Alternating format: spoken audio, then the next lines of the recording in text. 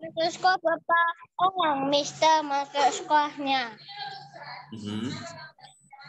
Siapa? Masuk sekolahnya Bapak anaknya masuk sekolah.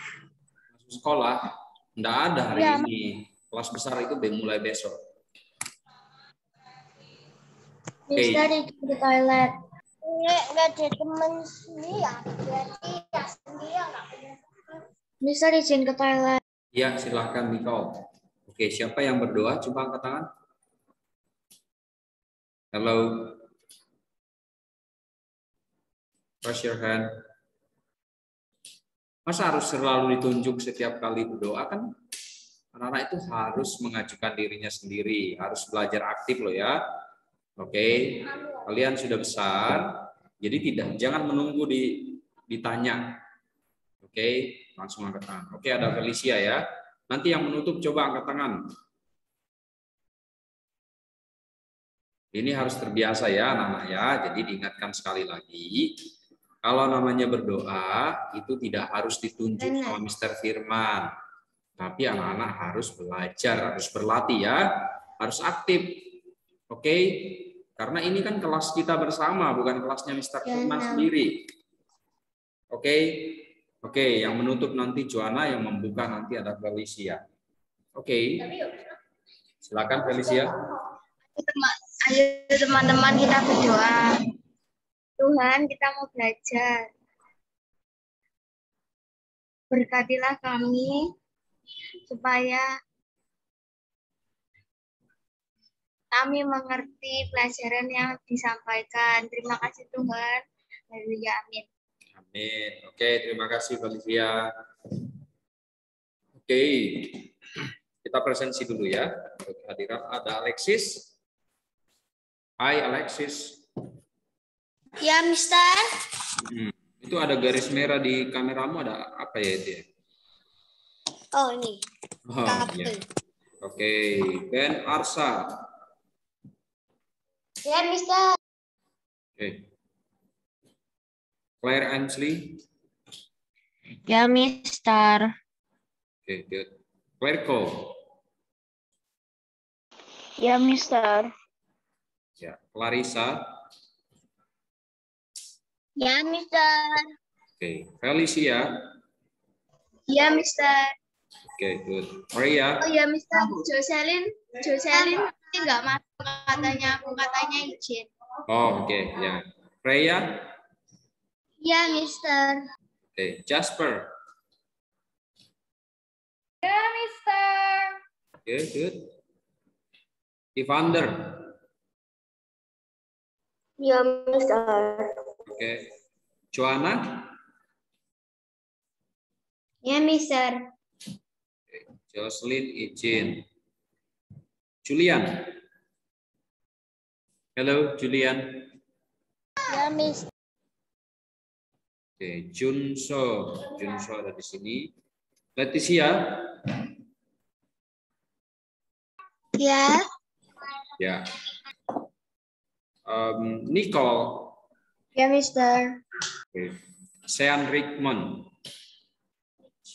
Ya, Mister. Sebastian. Ya, Mister. Oke. Victoria. Halo, Victoria. Ya, nyalakan kamera ya. Maaf, Mister masih kumut. Oh iya, iya. William. Ya, Mister. Oke, good. Winston. Ya, Mister. Ya, nyalakan kamera Winston. Stefania. Oke. Bentar ya.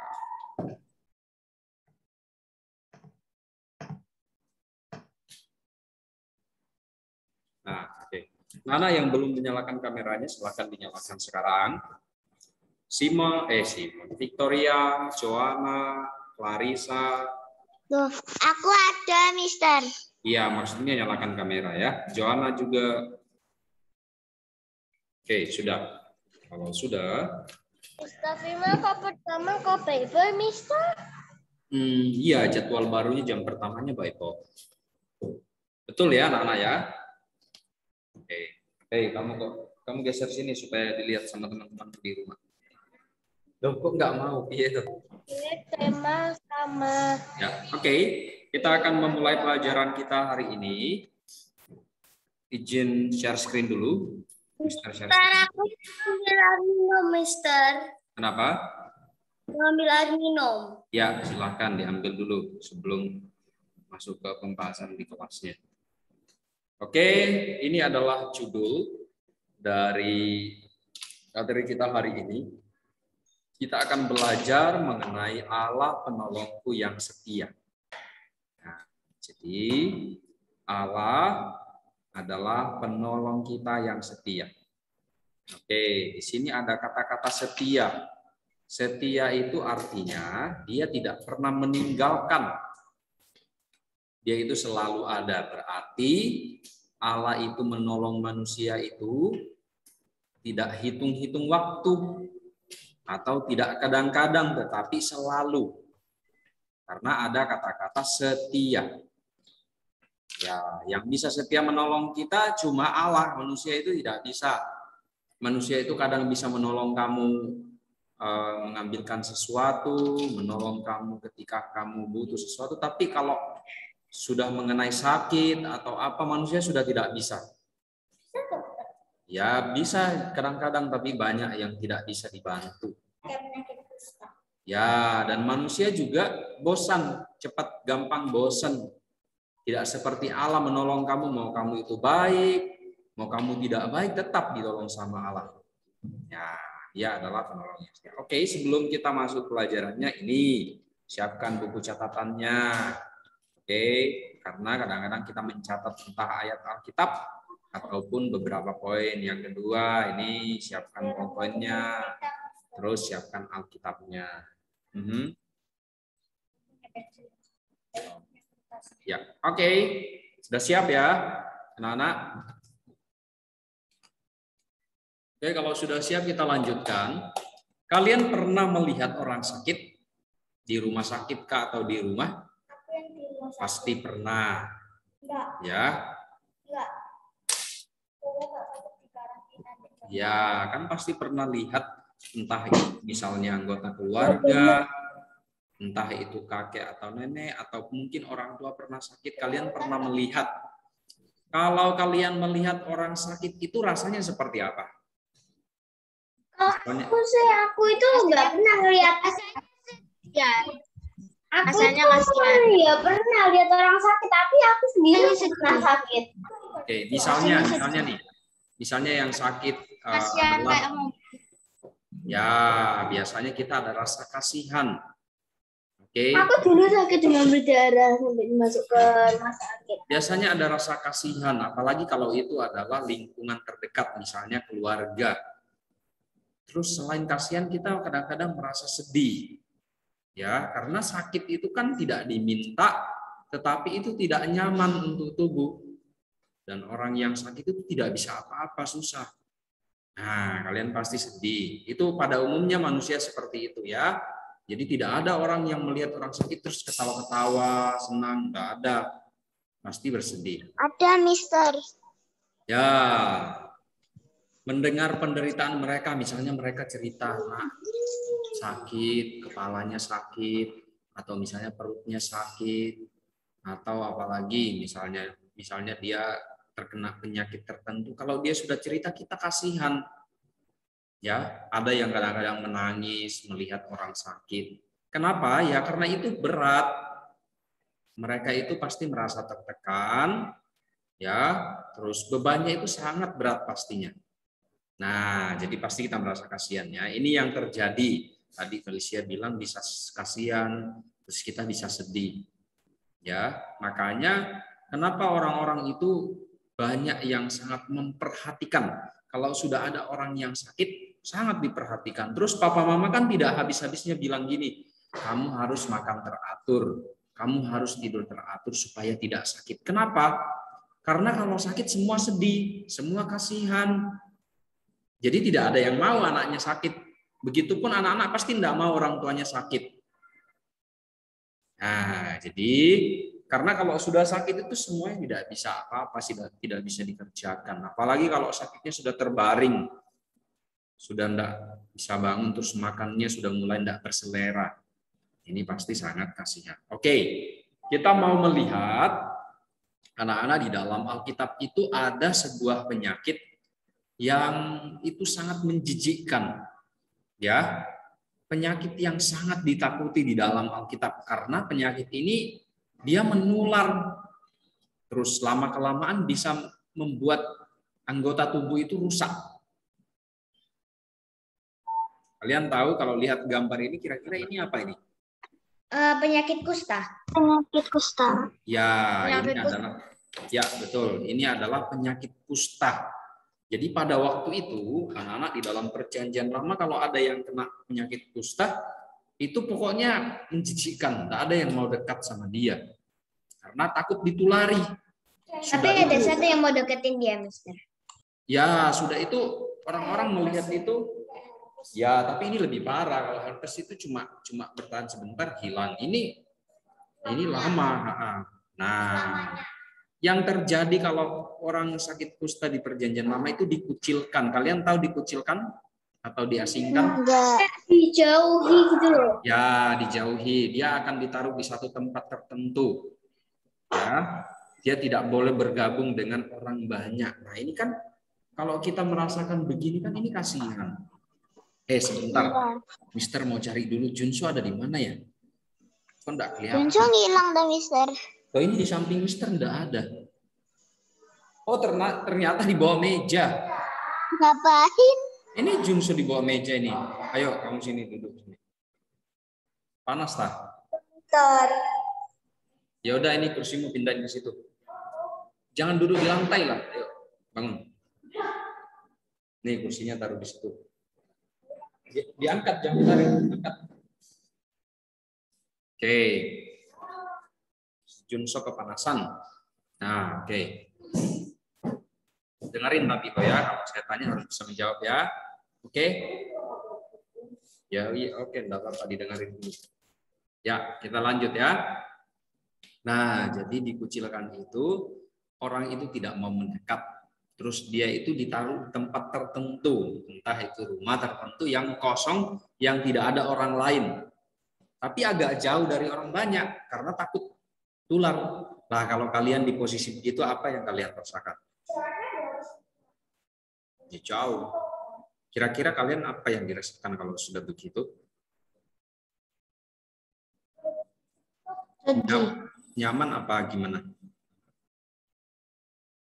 Sedih, tidak punya teman, terus nggak nyaman. Ya, itu pasti kita merasa sepi. Ya, mungkin sakit hati juga ditolak sama orang-orang. Ya, dan itu tidak enak pokoknya. Oke, jadi seharusnya orang seperti ini kan kita mikirnya harusnya ada yang merawat. Tapi kan takut nanti ketularan. Ini cepat banget menularnya. Penyakit kusta. Oke, kita mau lihat. Jadi di dalam Alkitab itu ada cerita, ada seorang yang sangat terkenal, ya di zamannya dan di area itu dia ini cukup terkenal. Kusta itu susah diobati, ada tapi jarang sekali obatnya. Nah, ada seorang panglima, ya dia panglima ini cukup baik, sangat dihargai sama kerajaan di mana dia berada. Tetapi ternyata dia kena penyakit kusta. Nah, panglima itu adalah seperti pemimpin perang. Ya, dia adalah yang diandalkan ketika perang itu dia yang memimpin, dia yang maju paling duluan. Ya, jadi dia tidak di belakang, justru harus di depan dia. Berarti dia adalah orang yang sangat penting karena kalau tidak ada yang memimpin seperti itu, nanti kan barisan perangnya kacau.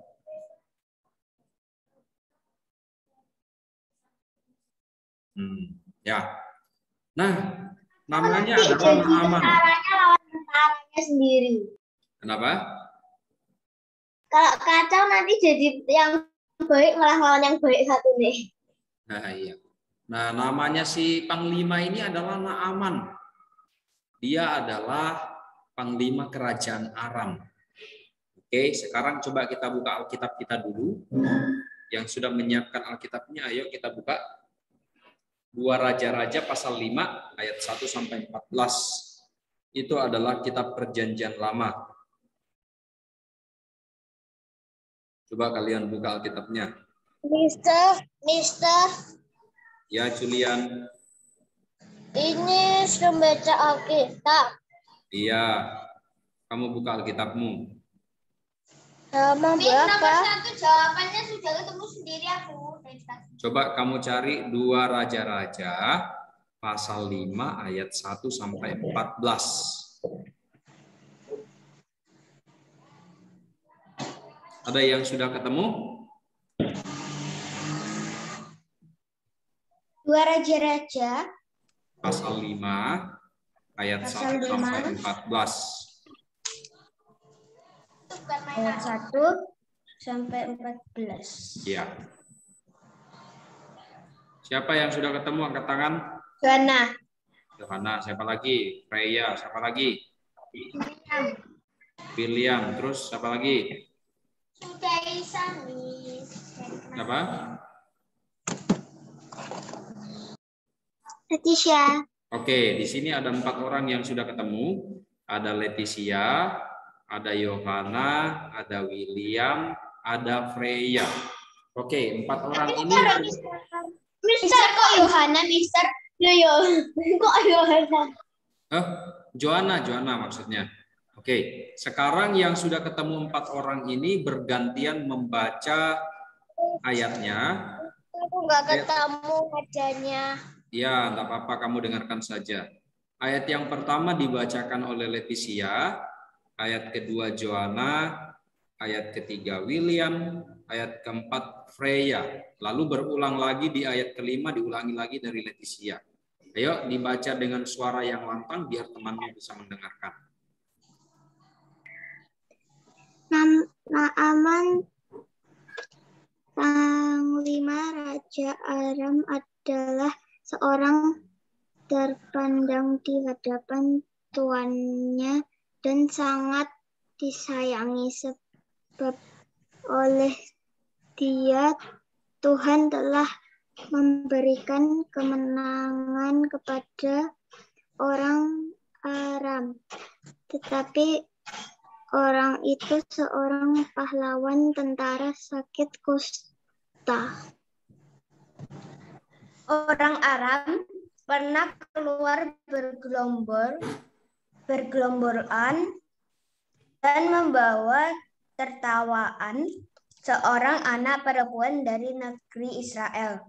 Ia menjadi pelayanan pada istri Naaman. William. Berkatalah itu kepada nyawanya. Kiranya tuanku menghadapi nabi Samaria itu. Tentunya nabi itu akan menyembuhkan dia dari penyakitnya. Okay. Lalu pergilah, katanya beginilah dikatakan oleh jawab Raja Aram, balik pergilah dan aku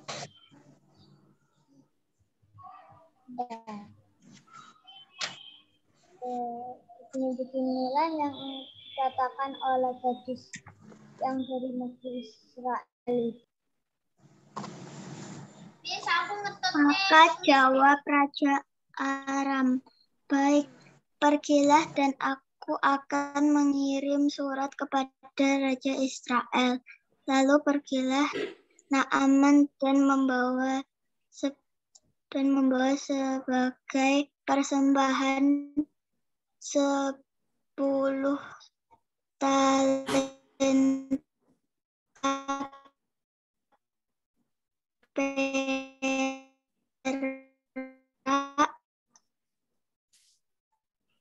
6.000 sikal. Ia menyampaikan surat itu kepada Raja Israel yang berbunyi, sesampainya surat ini kepadamu, maklumlah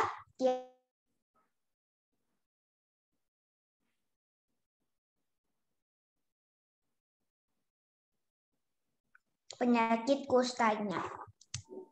Segera sesudah Raja Israel membaca surat itu, dikoyakanyalah pakaiannya serta berkata, Allahkah aku ini yang dapat mematikan dan menghidupkan, sehingga orang ini mengirim pesan kepadaku supaya kusembuhkan seorang.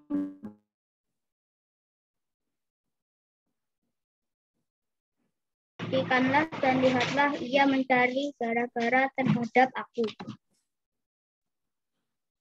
Oke. Lanjut.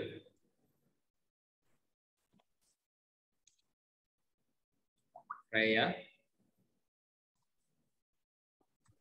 Ya, Mister. Lanjut. Ayat 8. Ya, segera sesudah didengar Elisa abdi Allah itu bahwa Raja Israel mengoyakkan pakaiannya. Mister, aku nggak ketemu. Bapak, kamu dengarkan dengan baik yang sudah dibaca. Mengapa engkau mengoyakkan pakaianmu? Biarlah ia datang kepadaku supaya ia tahu bahwa ada seorang nabi di Israel.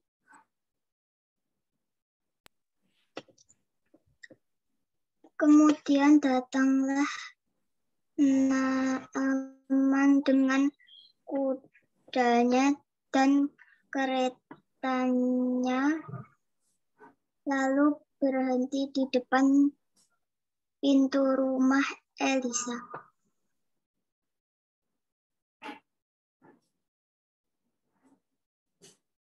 Joanna. Ya.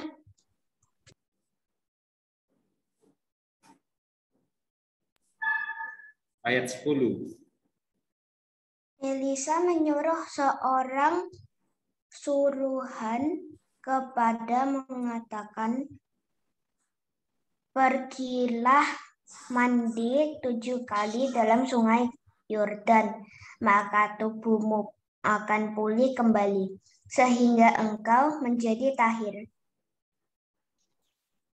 Tetapi pergilah Naaman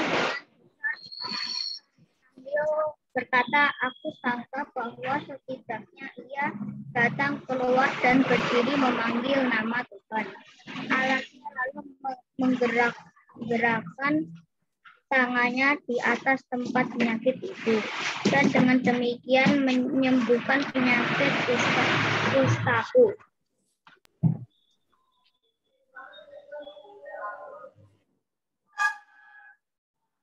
Freya. Bukankah agama dari Tartar, sungai-sungai Damsyik lebih baik dari segala sungai di Israel? Bukankah aku dapat mandi di sana dan menjadi tahir? Kemudian berpalinglah dia dan pergi dengan panas hati. Tetapi pegawai-pegawainya datang mendekat serta berkata kepadanya, Bapak, seandainya Nabi itu menyuruh perkara yang sukar kepadamu, bukankah Bapak akan melakukannya? Apalagi sekarang ia hanya berkata kepadamu, mandilah dan engkau akan menjadi tahir. Maka turunlah dia, membenamkan dirinya 7 kali dalam sungai Yordan, sesuai dengan diperkatakan abdi Allah itu. Lalu pulihlah tubuhnya kembali seperti tubuh seorang anak, dan ia menjadi tahir. Oke, cukup ya. Jadi cerita kesembuhannya Naaman seperti yang anak sudah baca tadi ya. Kita coba lihat. Daerah Aram itu terletak di sebelah utaranya Kanaan. Ini di gambarnya, coba kalian lihat. Oke, Jadi ini Aram. Ya. Ini itu apa di dunia tuh sampai sekarang? Kenapa? Itu apa masih ada? Ya masih dong. Oke, cuma namanya kadang-kadang sudah dirubah menjadi nama yang lebih modern. Jadi nama kotanya itu sudah berubah. Nah, oke. Ini ya, kalau kita lihat jaraknya itu seperti ini. Coba lihat. Jadi seorang panglima ini terkena kusta. Pada waktu itu, dia itu punya ceritanya itu dia adalah seorang yang sukses di dalam peperangan. Dia sering menang. Tetapi kalau sudah kena kusta, apa yang terjadi? Ya susah. Tidak bisa apa-apa. Dan dia Bisa pasti dipercaya dengan orang. ya pasti repot. Orang pun akan takut mendekati dia, padahal dia kan panglima. Nah, ini adalah Bisa kena penyakit kusta langsung aja pergi ke Sungai Yordan terus mandi 7 kali kan selesai. nggak bisa kalau bukan perintah Kan dia dari masih Tuhan. belum tahu. Itu kan bukan perintah dari Tuhan. Kalau kamu pergi sendiri nggak bakalan sembuh juga. Nah, anak perempuan ini adalah seorang dari Israel. Dia adalah hamba atau pembantunya istrinya Naaman. Terus perempuan ini bilang di Samaria itu ada seorang nabi Allah namanya Elia. Nah, dia ini adalah orang yang dipercaya atau orang yang diutus oleh Tuhan. Nah, itu beda lagi. Nah, kemudian ini adalah waktu si Naaman menghadap Raja Aram untuk meminta surat untuk pergi ke sana, untuk pergi berobat. Jadi sebenarnya dia pergi berobat itu dia berharap nanti kalau saya datang itu mungkin dikasih obat apa, atau mungkin nanti dia berdiri di depan saya lalu memanggil nama Tuhan, memegang-megang lukanya dikasih apa. Tetapi kan tidak terjadi begitu. Ya. Lalu Elia mendengar itu dia mengutus. Ada utusan yang dia suruh pergi melalui hambanya namanya Gehasi, menyampaikan kepada Naaman untuk mandi di Sungai Yordan sebanyak 7 kali. Coba bayangkan ya, kira-kira apa yang dipikirkan, kok katanya saya mau disembuhkan, kok disuruh mandi toh? Terus disuruh mandinya 7 kali. Dia kan pasti berpikir, loh saya kesini kan mau berobat. Mungkin dikasih apa kek, dikasih daun, dikasih apa yang bisa menyembuhkan. Kenapa kok disuruh mandi? Kok mandi di Sungai Yordan lagi? Nah iya, dia disuruh mandi di Sungai Yordan 7 kali. Nah pada waktu itu dia tidak mau. Maksudnya tidak mau itu dia karena bingung. Dia bertanya-tanya kenapa harus begitu. Tapi ini prajuritnya itu membujuk Naaman bahwa dia harus mengikuti apa yang dikatakan Elia. Karena Elia ini kan hamba Tuhan. Dia adalah seorang yang diutus oleh Tuhan. Maka ketika dia mengikuti, pasti sembuh. Nah, Naaman melakukan, dia menceburkan dirinya sekali, belum. Mulai sembuh sedikit. Terus dia ceburkan yang kedua kalinya lagi, mulai sembuh lagi, lebih bagus lagi. Dia lakukan sampai 7 kali. Jadi 7 kali dia menceburkan dirinya ke dalam air, penyakitnya hilang.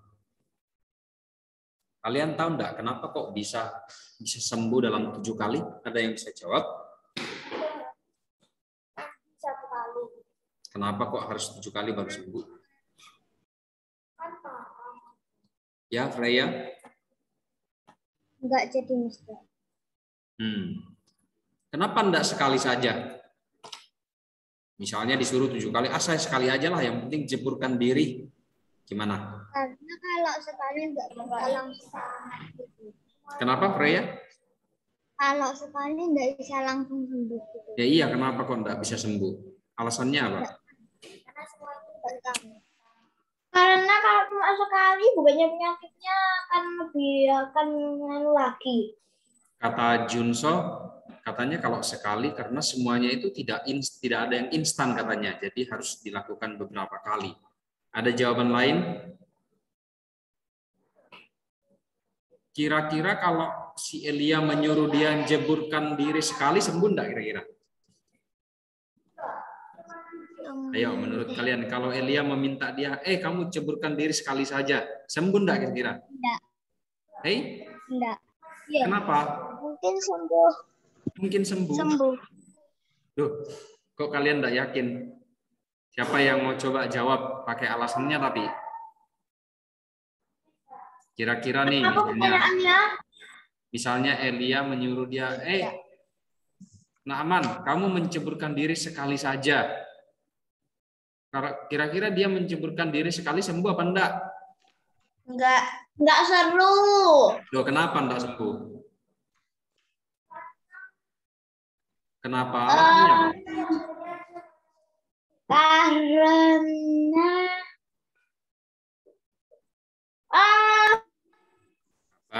mungkin dia bilangnya itu enggak sembuh, Mister. Nah, iya, kenapa? Enggak seru. Karena Tuhan yang nyuruh 7 kali. Nah iya, berarti kalau Tuhan menyuruh dia sekali ya tetap bisa sembuh. Jadi bukan masalah berapa kalinya, tetapi itu adalah pesan atau sesuatu pesan dari Tuhan. Iya, pesan dari Tuhan. Jadi bisa saja. Mister, ini yang ngasih tauin Elia untuk memberitahu ke Raja Panglimanya itu Tuhan tak, Mister? Ya iya dong, kalau cuma manusia biasa pasti enggak bisa, susah. Nah, jadi bukan masalah berapa kalinya, tapi masalahnya adalah Tuhan yang memerintahkan itu. Elia ini kan sangat baik hubungannya dengan Tuhan.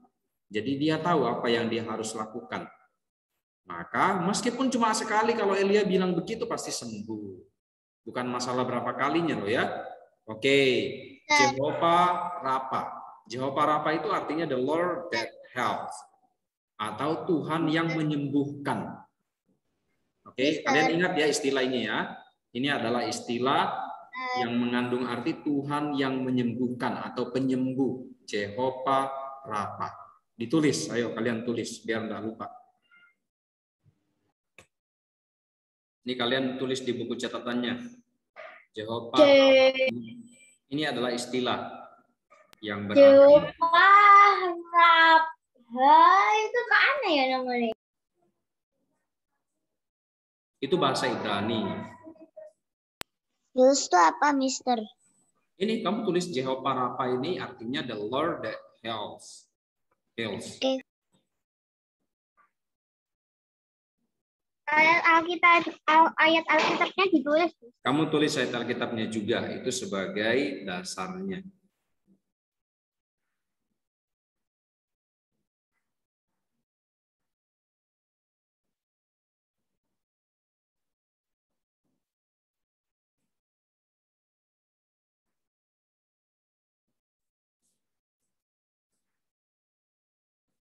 Nih, coba Mister bacakan ayatnya ya. Keluaran pasal 15 ayat 25 sampai 26. Kalian dengarkan ya. Musa berseru-seru kepada Tuhan dan Tuhan menunjukkan kepadanya sepotong kayu.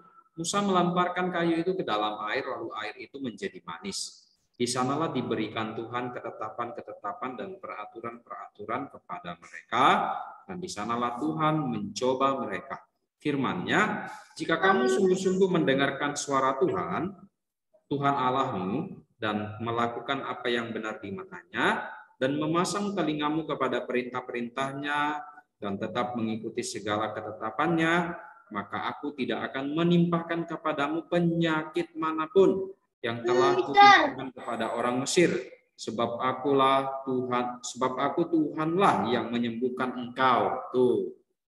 Mister, apa maksudnya? Apa gunanya pas lempar kayu airnya jadi manis?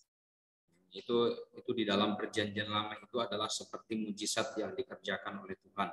Mister, sudah aku tulis. Oke, sudah ya. Nah, jadi anak-anak, dari cerita itu kita bisa melihat bahwa Allah adalah sumber pertolongan kita. Oke, Dia yang dapat menolong kita. Manusia itu bisa menolong tetapi terbatas. Tidak bisa seperti Allah. Manusia itu melakukan sesuatu itu ada batasnya. Tetapi Allah tidak terbatas. Allah itu selalu ada beserta dengan kita. Jadi jangan menganggap ketika kamu sedih itu Tuhan tidak ada. Dia ada. Kamu tidak melihatnya tetapi dia ada. Dia tidak akan meninggalkan kita. Dia selalu bersama-sama dengan kita. Walaupun aku kesulitan, nggak ada makan, terus apa ya? Apa? Besar Gitu, itu tangan besarnya itu tangannya Tuhan Yesus toh. Terus kalau ada kayak bolongannya itu, Mister. Ini cuma gambar saja. Ini cuma gambar saja. Mister, itu kok ada bolongannya, Mister, di... Ya, itu gambar-gambar. Itu kan bekas dipaku yang dulu tuh loh. Gambar ilustrasi saja ya. Nah, karena itu anak-anak kita membutuhkan Allah.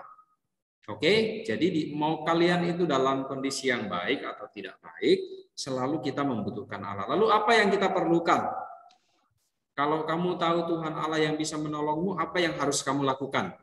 Mister, mau minum dulu ya, Mister. Silahkan.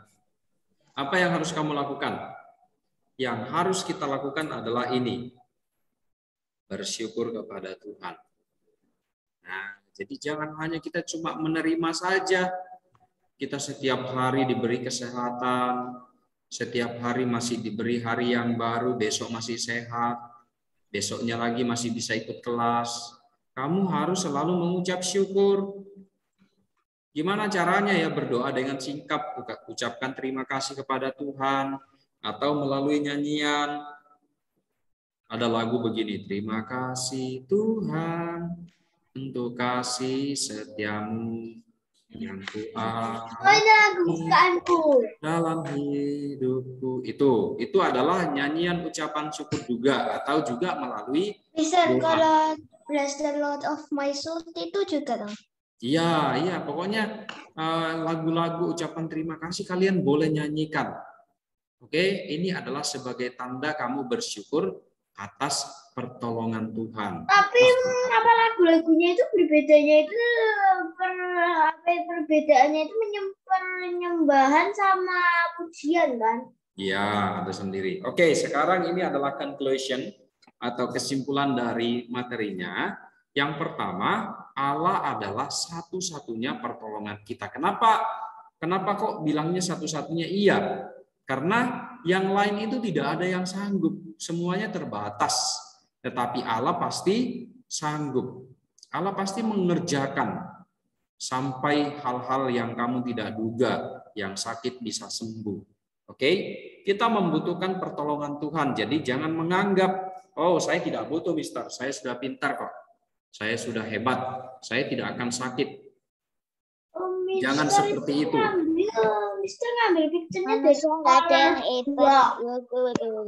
Ya, jadi kita harus ingat ya anak-anak ya, bahwa kita membutuhkan pertolongan Tuhan. Oke, yang ketiga yaitu harus mengucap syukur atas pertolongan Tuhan. Jangan lupa loh ya, kita mendapatkan sesuatu kan selalu harus berterima kasih.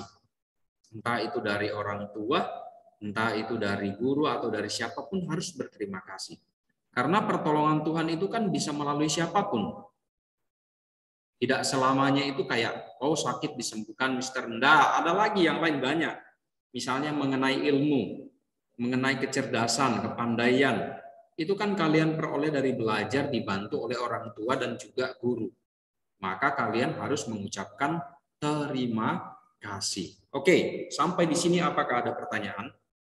Itu Mister ngambil picture dari color box. Ya, kamu kok Winston ini suka bertanya yang bukan materi yang dibahas, Winston. Mister Firman itu menanyakan ada pertanyaan ini enggak? Enggak. Ya, itu enggak. Mister, conclusion itu bahasa Indonesianya apa? Oh, itu kesimpulan. Oke, itu kesimpulan. Met kan ada juga. Iya. Oke, ada pertanyaan mengenai materi ini? Tidak ada. Ayo, apakah ada? Mister aja conclusion-nya tolong di-share lagi bentar. Oh, kamu tulis ya. Oke, boleh. Iya. Ya. Yang mau tulis boleh ditulis dulu ya. Conclusion. Ingat ayat yang kalian sudah baca tadi di kitab Nanti Mister tunjukkan lagi setelah ini ya. Yang perlu diingat-ingat adalah ceritanya Naaman. Naaman itu adalah seorang panglima yang disembuhkan. Dia berasal dari Aram. Itu cerita Alkitab, jadi anak-anak juga harus paham ya. Bagaimana Tuhan menyembuhkan Naaman, itu seperti Tuhan menolong kamu hari ini. Ini ditulis dulu ya, biar kalian punya pemahaman secara menyeluruh mengenai materi hari ini. Ya, bisa disimpulkan 3 hal ini.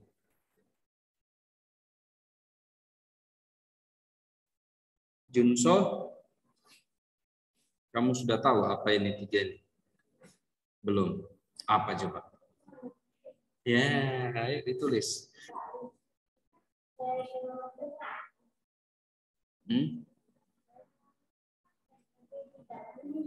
Loh, tapi kalau kamu tidak punya catatan, apa kamu bisa belajarnya?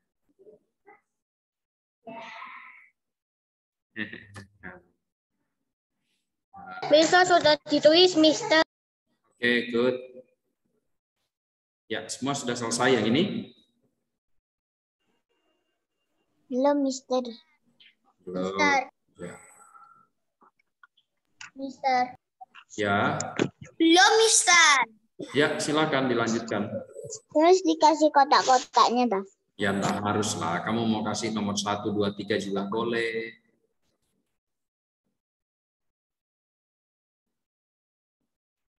Sudah, Mister. Oke, good.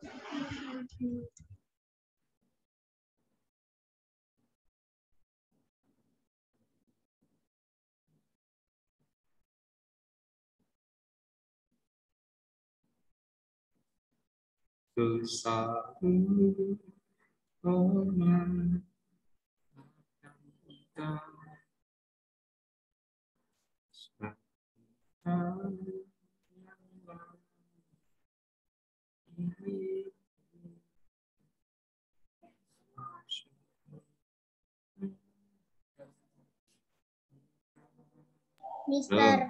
Ya, sudah selesai semua ya? Mister. Belum. Oke, ayo. Sudah terakhir ini. Ya, ya. Ya.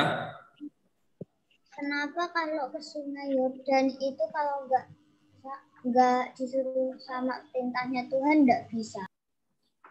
Ya, karena sebenarnya yang menyembuhkan itu kan Tuhannya, Tuhan. bukan masalah airnya.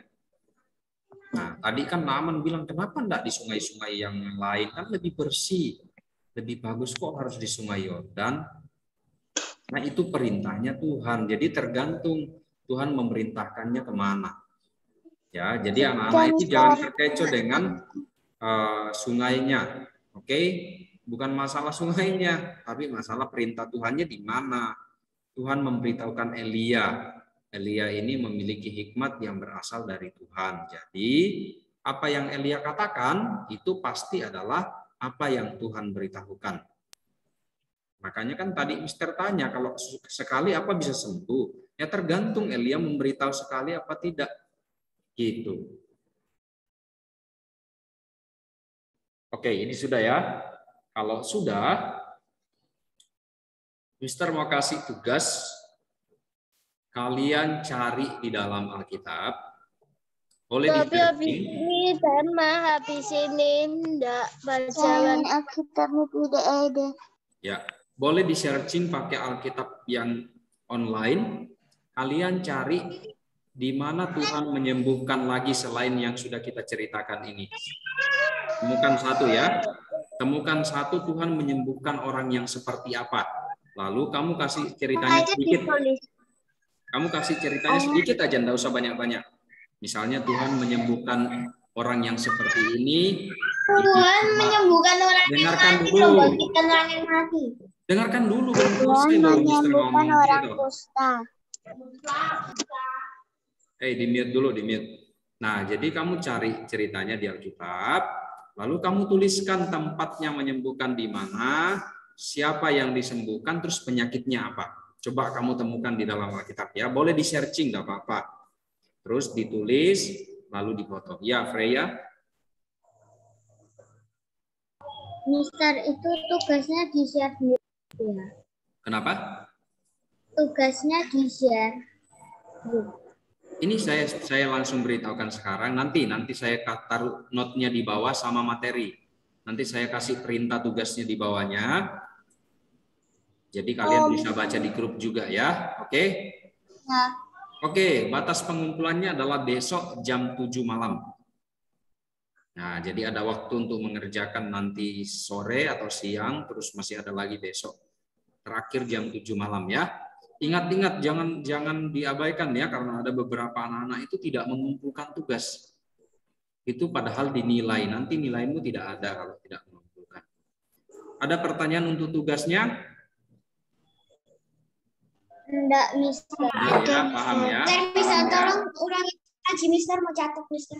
Oke, Mister ulangi ya. Tugasnya adalah kalian mencari contoh atau kejadian di dalam Alkitab di mana Tuhan menyembuhkan seseorang. Lalu apa yang ditulis? Yang ditulis adalah siapa orang itu, apa penyakitnya, lalu di mana tempatnya Tuhan menyembuhkan. Oke, lalu Mister, kamu boleh... kalau pakai yang kayak tadi itu nggak apa-apa, Mister. Nggak apa-apa kayak tadi itu ceritanya Naaman. Tapi kan itu panjang. Nggak usah panjang-panjang, pendek saja. Oke, jadi kamu boleh ceritakan, oh Tuhan menyembuhkan dia itu memegang matanya, atau apa gitu saja, dikit saja. Oke, lebih bagus lagi adalah kasih ayat Alkitabnya. Nah, kamu tulis ayat Alkitabnya di bawahnya. Oh, cerita ini Mister, ada kalau di dalam pakai Matius Petrus pasal itu, 1 Mister. ayat berapa? Ya? Petrus yang ituin Mister dikutuk sama Ya, Tuhan itu nggak apa-apa. kamu pokoknya boleh ceritakan tulis manapun yang kamu temukan, tak apa-apa. Oke, kalau sudah tidak ada pertanyaan mengenai tugasnya, terima kasih untuk hari ini anak-anak sekalian. Jadi kita harus mengingat bahwa pertolongan itu datang dari Tuhan dan harus berterima kasih setiap hari. Ya, kalau kamu bisa melewati satu hari sampai besok itu berarti sebuah pertolongan yang luar biasa. Oke, kalau tidak ada pertanyaan lagi, cukup sampai sekian. Ya, sampai ketemu minggu depan. Ya, sampai ketemu minggu depan ya. Tuhan berkati kalian semua. Bye. Bye. Ya.